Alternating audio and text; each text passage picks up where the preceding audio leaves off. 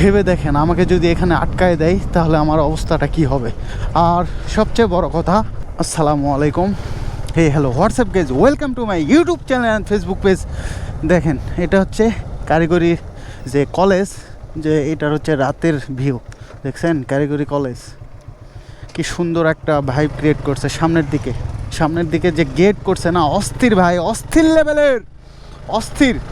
তো বেসিক্যালি আমি বের হয়ে পড়লাম, আমি আপনার জাকির। তো আজকে আমি যাচ্ছি মামার বাসা থেকে বাসার দিকে, আমার নিজস্ব জন্মস্থান বাসার দিকে যাচ্ছি। তো এখন সময় দেখেন 9টা 7 বাজে। তো ধরা যায় অনেক রাতই, প্রায় আমার যাইতে সময় লাগবে 15 মিনিটের মতো। আমার বাসা এখানেই। তো চলুন আপনাদের সাথে রাইডটা শেয়ার করি। তো রাতের, তো আমি এইভাবে রাতে বাইক চালাই না, আর এভাবে রাতে বাইক নিয়ে যাওয়াও ঠিক না। দেখছেন শীতের রাত আর ভয়ানক রাত, মানে শীতের 9টা বাজা মানে অনেক রাত, বুঝছেন বিষয়টা। আর আমি যাচ্ছি দেখেন এমন একটা রাস্তা দিয়ে যে একটা ভয়েরই ব্যাপার। এই যে একটা লোক দেখা যাচ্ছে, ও মাই গড, এগুলা সব কিছু আমাকে স্কিপ করতে হবে। আর দেখেন দুই সাইডে দেখছেন মাটির কত বড় বড় পাহাড়ের মতো একটা জায়গা। তো ভয়ানক রাস্তা ভাই এটা। এরে বাবা, সামনের দিকে কি এটা, শিয়াল মামা। আর দেখছেন এই রাস্তাটা কত ভয়ানক। এখন যদি আমাকে এখানে আটকায় দেয় তাহলে আমি তো পুরাই শেষ ভাই।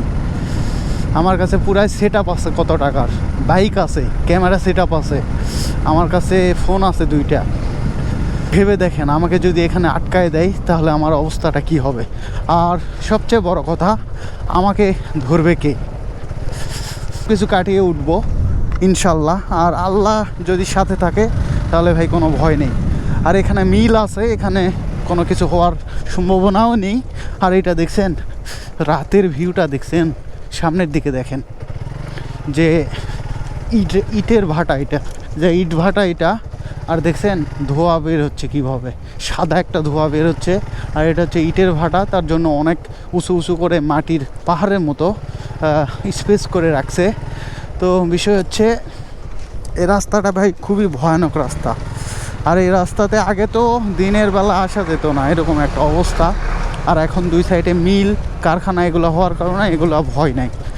আর ভাই বলা যায় না, এখন তো সময় অনেক, প্রায় 10টা বাজে ভাই। আর রাস্তার অবস্থাও খারাপ। দেখেন এগুলো হচ্ছে রাস্তার অবস্থা হলো এগুলা।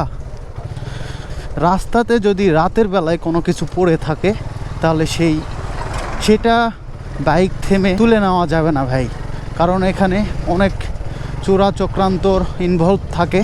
তার জন্য রাস্তাতে অনেক সময় ফোন, মানি ব্যাগ, তারপর যে কোনো কাপড়ের ব্যাগ, এগুলা যদি আপনারা দেখে থাকেন ভাই তাহলে অবশ্যই স্কিপ করবেন। ওগুলা যদি আপনি বাইক স্ট্যান্ড করে তুলে নিতে যান, এই রাত 10টা বাজে এখন যদি আপনি তুলে নিতে যান তাহলে আপনি ধরেন যে ওখানে সিন্ডিকেটে পড়ে যাবেন। তো এগুলা অনেক সিন্ডিকেট হয়। ইদি আল্লাহ, ধুলাই তো অবস্থা খারাপ, আমি কিছুই দেখতে পাচ্ছি না।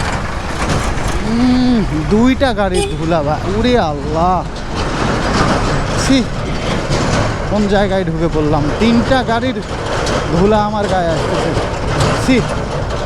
এটা কোনো কাজ হইলো ভাই?